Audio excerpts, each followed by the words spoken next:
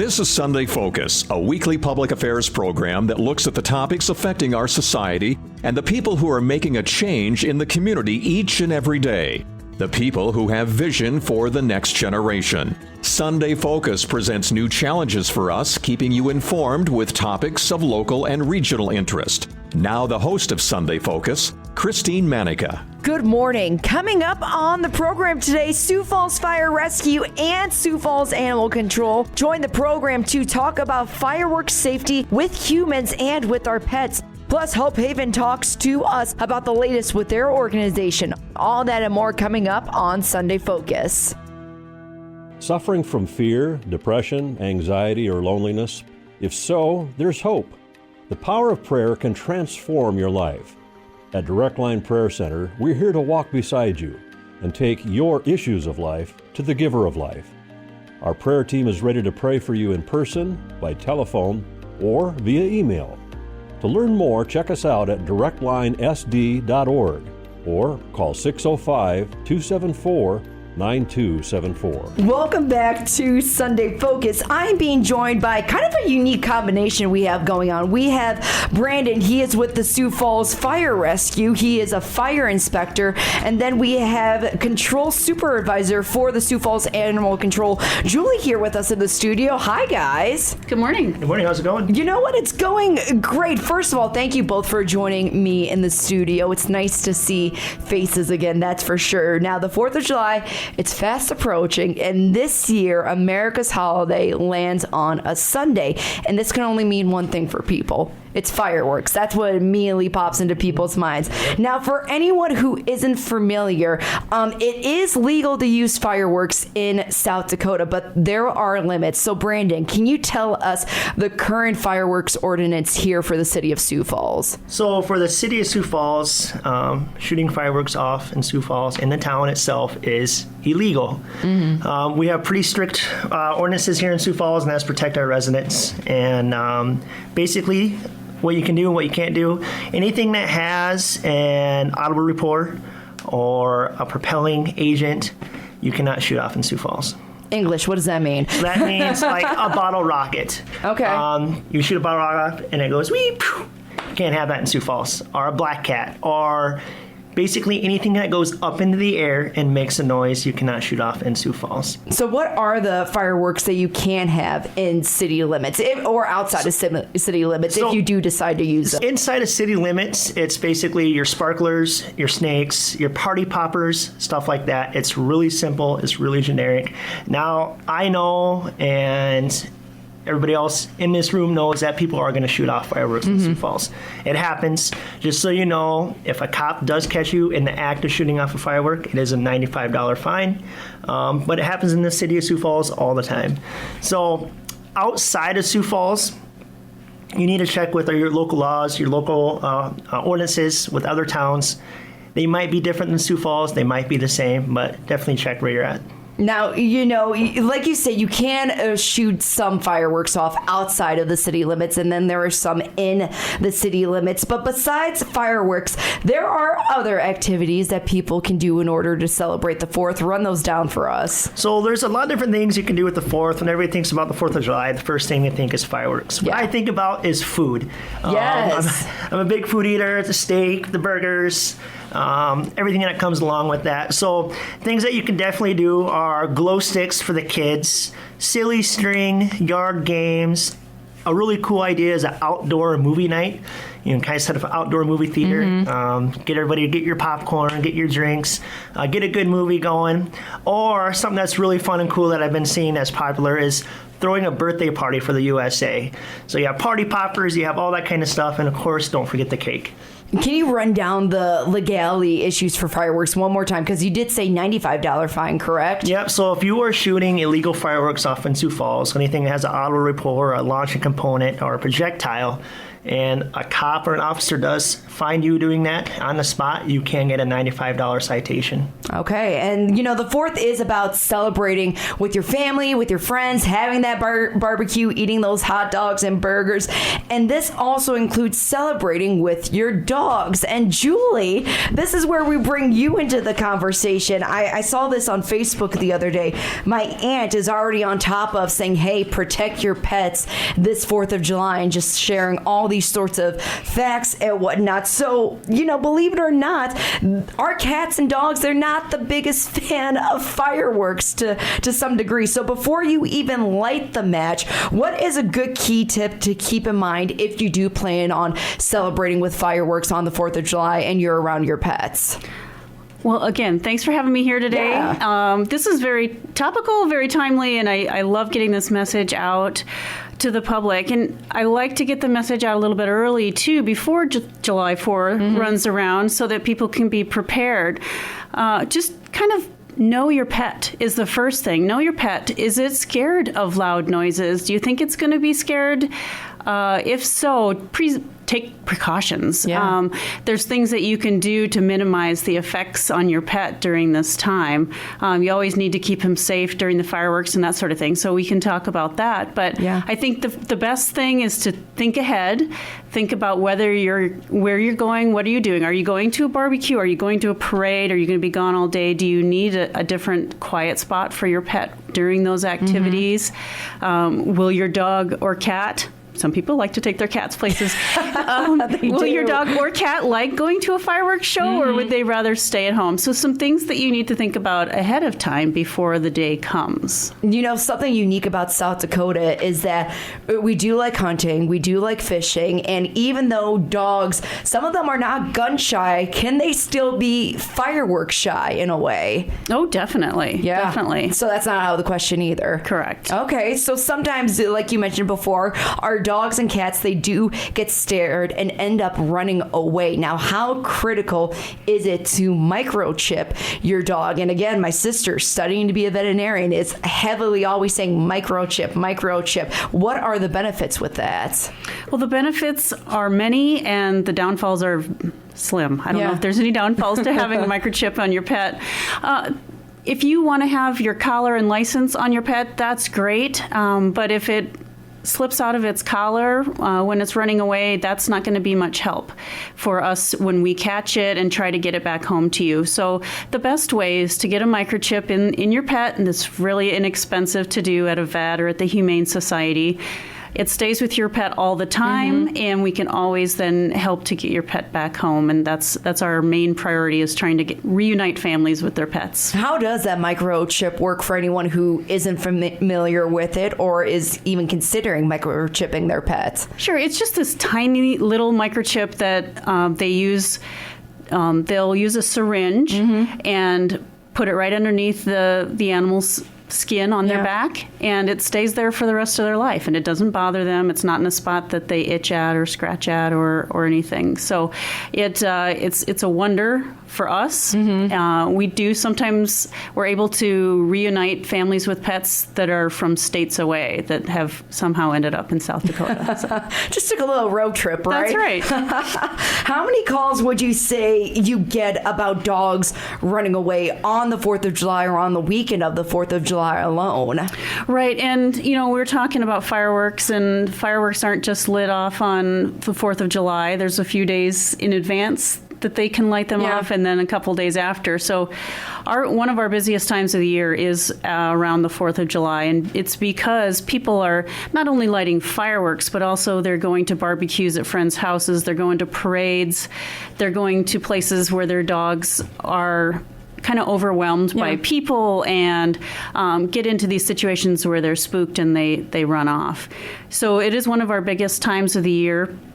And I'd say typically the week of 4th of July, a couple days before and after, we typically pick up 30 to 40 stray animals. Or those are the lost animals that people turn into us anyway. And going back to the microchips, I just wanted to remind people that if you do put a microchip in and your animal's had it in for a while, call the company that you have the microchip with. There should be a little tag on the animal's collar or some sort of paperwork that came with it. Make sure that your information is up to date, because people will move, so their address won't be right, or they'll change phone numbers. And so when we do scan that animal and we're trying to get them home, we can't because the number's old or something like that. So now we bring on the safety talks with fireworks and pets and whatnot. So Brandon, I'll start with you first. What are some safety tips when it comes to handling fireworks or explosives of any kind, really?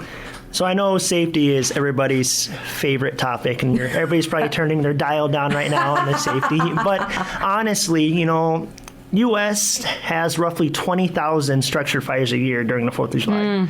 So, and in Sioux Falls alone, last year I was an on-call investigator. I had 3 structure fires and multiple dumpster fires. Wow. And so starting at the top basically is everybody has kids running around. Don't let your kids play with fireworks. Don't let them have a lighter. Don't let them play with fireworks. Just don't let them touch them. Let the grown-ups take care of that.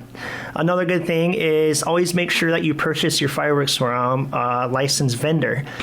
Don't make your own fireworks. Don't get it from some person down the street having a little fireworks stand in their house. Always make sure it's a licensed vendor. Have an extinguisher or a way to extinguish a fire nearby. So if you don't have a fire extinguisher, a hose, a bucket of water, or just a pile of sand, and something does get going by you that you can quickly take care of. And then one of the biggest things, and we actually just did a video at the WH Lions Fairgrounds on how to properly dispose of your fireworks. 3 of the fires I went to last year, the structure fires, and there's a fire in Harrisburg too that's burnt down a house, was because people not disposing of their fireworks properly. Yeah. And what that means is, so you have a firework, you light it off, it's still going to be hot. And what they do is they're doing a great job by picking them up and throwing them away. But that container that they're throwing away is combustible material. It's plastic. And it heats up the garbage that's inside, the paper, the boxes, the cardboard. And fireworks themselves are combustible, believe it or not. Fireworks are made of paper and cardboard. And it lights that garbage can on fire. It spreads to the garage spreads to the house. And then all of a sudden you're out without a house or multiple houses or a garage or whatever it might be.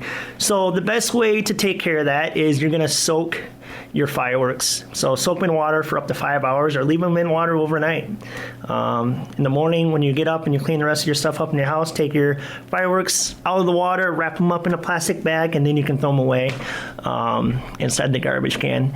And I was actually just talking to one of our garbage disposal services here in Sioux Falls this week, and they've actually had fires too from picking up the garbage. So they'll come a couple days later after the 4th, they'll pick up the garbage, and next thing you know, their hopper where they store the garbage is on fire. 2 years ago, we actually did burn a garbage truck down. So clean up your stuff, put it in water, your fireworks, put them in water, soak them overnight, and you guys should be all right. And then if parents this just came into my mind, those little pop rocks that you can throw on the ground, that's kind of a safe thing for kids to do. That was one of my favorites. Snaps, absolutely. My kids love snaps.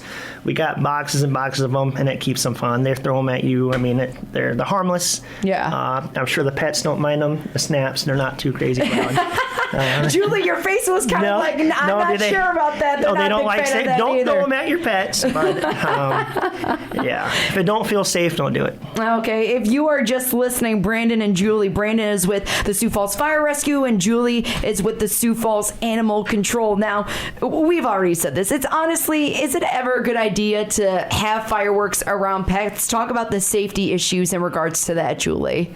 Well, I think there's some pets that want to be with you and they're not really bothered by fireworks, but again, it's knowing your pet. Is it going to be sensitive or not? But I would say most pets probably wouldn't like snaps.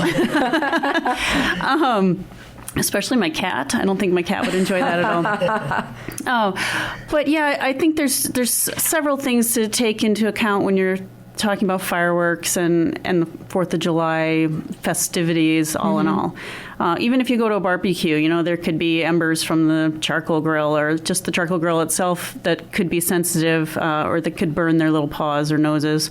And that's basically one of the big things with pets around fireworks is there embers on the ground that they could, touch with their nose and get a burn on their nose or their paw pads, always making sure to keep them away from the fireworks as much as possible in that way. But also a lot of pets are very scared of the noise. And so I can agree with those pets, yes. Pre-planning what you're going to do with your pet during the fireworks is a good idea. So what we recommend is if you normally take your dog out to go potty right before bed, maybe take him out before it gets dark, get him a good walk in, make sure they're tired, and then put them in a basement or a closed off room somewhere quiet so that they can get away from the noise when the fireworks start. A lot of people will put on some white noise, like the television or radio, or just something that will kind of cover the noise for them. And then some pets just are really extra sensitive, and you might want to talk to your veterinarian about maybe getting something to help calm them or soothe them during this time. Yeah. I mean, it's very important to keep our pets safe and our families and kids safe. Now, let's think about what we're in right now. It's dry in South Dakota. For a long period of time, it's been dry. So in reality, I don't think it's the best idea to light fireworks around the 4th of July. So Brandon, can you explain how this weather is going to affect if someone does want to light up fireworks or anything like that? So if you think about, springtime, or it's really dry, right? The grass is dormant. Everything's brown. That's basically conditions we are right now. In the fall or in the spring, you have a lot of fires and people that are out in the field, stuff like that. You have grass fires. In Sioux Falls, the grass is the exact same. There's not a lot of water moisture in it. So if you're shooting fireworks, anything like that, and a little ember does get on that grass, you could have a grass fire. So what Sioux Falls Fire Rescue is promoting this year is let the professionals handle it if you can. And there's going to be the JCs are putting on a fireworks display at the WH Lions Fairground. So when they do that, they'll have the proper safety precautions going out there. They'll have a truck out there with the crew with water in case fire does start. And with that grass, if you are taking it, whether you're in Sioux Falls or outside of Sioux Falls, just remember, if that grass starts on fire, it can spread to your house. It can spread to your trees, stuff like that. So just with the dry conditions, you have to be extra cautious this year. So you're not saying, don't have fun this year. Just be careful and think before you act. Yeah, like I said, with the conditions, we always want you to be safe. But with this year, any little ember that gets on that grass could really take off. All right, good tips to keep in mind for both things around. We have Brandon and Julie here with us now. Julie, if someone's dog or pet were to run away, where do they call or who do they go to? Sure. Well, you can always call the police department's non-emergency number, which is 367-7000, and that will get you in touch with animal control. And I'd like to say also that a lot of people will find a lost dog or cat and wonder what they can do with it. If you feel comfortable with that animal, you can also take it up to the Sioux Falls Area Humane Society, which is on East Benson Road, and they have a night receiving spot there where you can drop off an animal. Or if you are looking for an animal, sometimes other people, like I just said, will pick up an animal, bring it up to the Humane Society, and animal control is not involved. So the best way to check and see if that might have happened as well is to call our stray building, which is up at the Humane Society, and that number is 553-6747. So 367-7000 for animal control and 553-6747 for our stray building up at the Humane Society. All right, awesome. And Brandon, if anyone has any fireworks safety questions for you, who can they call or what's the website to go to? So they can give us a call at Sioux Falls Fire Prevention at 605-367-8093. All right, awesome. Thank you both for joining me today. Absolutely, it's fun. And happy 4th of July. Yeah, absolutely. Happy 4th of July. Woo! We'll be back.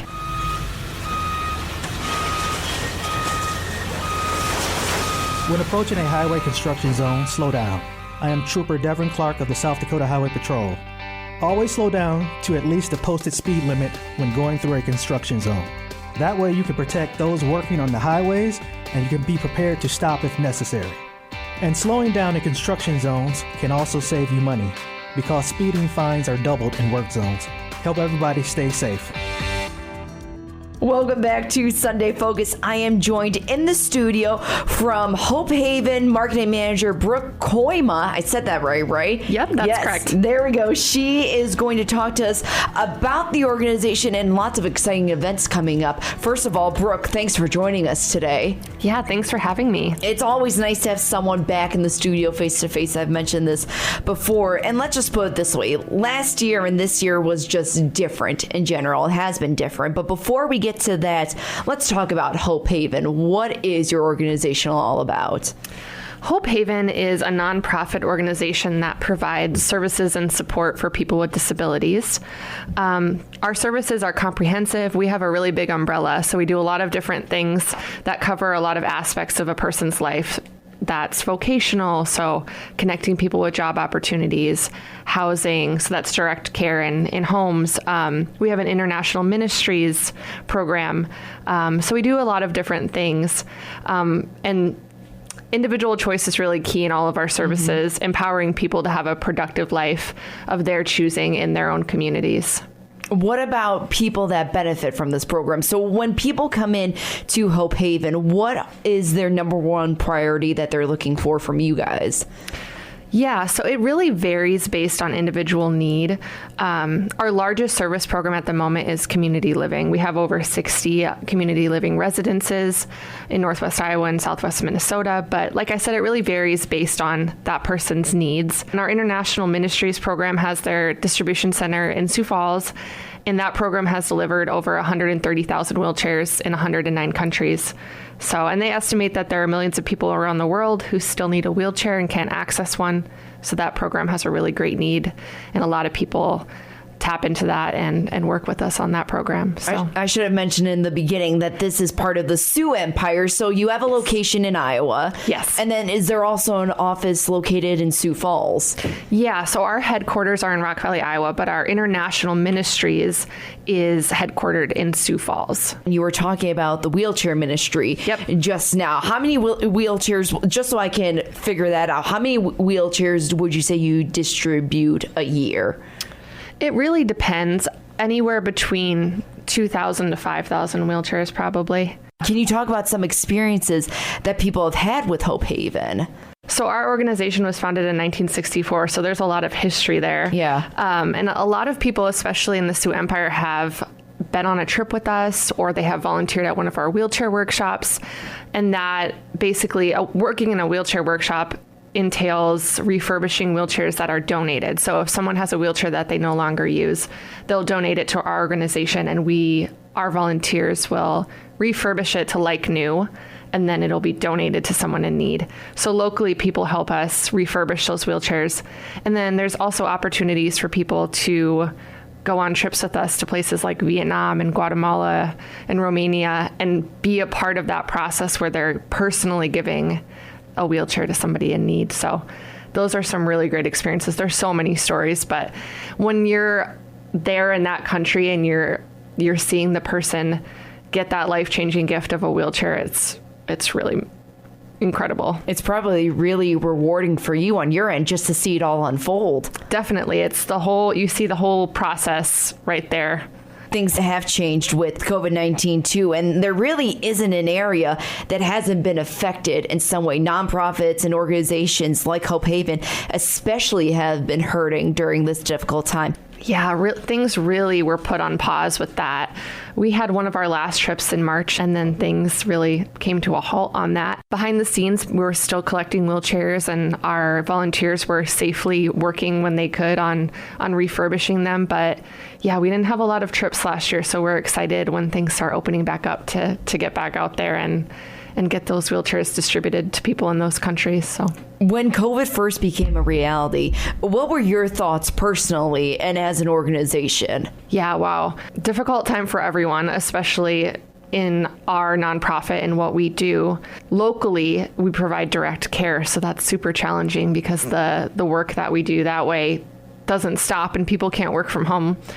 And then our wheelchair ministry, just all of those trips being paused, and it's really difficult, but I would say our leadership was really innovative and coming up with solutions, and all of our employees, it was such a team effort of following all those procedures and being a really united front in order to come through it all. But yeah, what a difficult, strange time. Don't remember my exact reaction, but just really not sure how to take that all in because it's so new for everyone. I know, and we're all still trying to process this year in general, too. And you already just said this. How did your team act to the pandemic, and what was the plan going forward? Our team really acted and collaborated to come up with those safety procedures in terms of all of our different service programs, whether that be local or international, like pausing some of those trips. And then on our fundraising aspect of things with our events, figuring out, do we cancel this? Do we reschedule it? So that was an interesting thing to navigate all of those challenges. When you did eventually, because for the most part, because of COVID, all those events that were planned were canceled or postponed. So what were just some of the events that were canceled last year for Hope Haven? Well, we have a Rock and Roll for Hope event that's at the Country Club in Sioux Falls every March. That was canceled. And then we had a couple other concert events that take place in the spring that were canceled. Thankfully, we were able to hold some of our summer events that were outside. The ones that we postponed, we did have in the summer and the fall, but they just looked different, right? Less people there, mask safety procedures like that. So we were able to pivot with some of those events, but yeah, it was just a challenging thing to restructure those events. But so a few of them were canceled, a few of them were restructured and postponed. If you are just listening, Brooke from Hope Haven, she is joining me in the studio. How crucial are these events and fundraisers for an organization like Hope Haven? Fundraising events are huge for us. We have about a dozen events throughout the year. So events are a huge part of our fundraising efforts. And not only is it a great way for us to raise funds, but it's just a great way to get the community involved and aware of what we do. It connects people with volunteering opportunities. So there's just a number of ways that events are really critical to our fundraising efforts. Absolutely. And just like events like the auction and other programs you put on at Hope Haven, you need help. So what are volunteer opportunities that are offered at Hope Haven? Yeah, there's a number of different ways that people can volunteer and get involved with Hope Haven. We have a list of all of those on our website, hopehaven.org/volunteer. And it depends on the location that you're at, but in Sioux Falls specifically, we have opportunities to help at our Sioux Falls headquarters, our international ministries. So you can get involved by helping refurbish those wheelchairs. You can also help us load up for shipments, organize. There's administrative tasks. So there's a lot of information on our website about how you can help out that way and sign up. For more information, you've said the website already a couple of times, more information about Hope Haven. Remind everyone the website. Yeah, check out hopehaven.org for more information on all of our events. All right, awesome. Brooke Koima with Hope Haven, thanks so much for joining us today. Yeah, thanks for having me. We'll be back. With so many myths about the COVID-19 vaccine, it's important to know the facts. Every COVID-19 vaccine goes through rigorous testing to show that it's safe and effective for patients. Similar to the flu shot, the most common side effects of the COVID-19 vaccines are injection site pain, soreness, and swelling. These side effects show that a vaccine is working and your body is building an immune response. Get vaccinated to protect yourself, your family, and your community. Learn more about the COVID-19 vaccines at sanfordhealth.org. You know what really gets a party started? Indoor baseball. Yeah, just find a broom or a pool cue, and you can use like anything as a ball. Cans, bottles, shoes. Hey bro, toss me that avocado. Most party fouls are pretty dumb, but if you decide to drink and drive underage, you could lose your license and your freedom. Underage drinking and driving, the ultimate party foul. Learn more at ultimatepartyfoul.org. Brought to you by the National Highway Traffic Safety Administration and the Ad Council.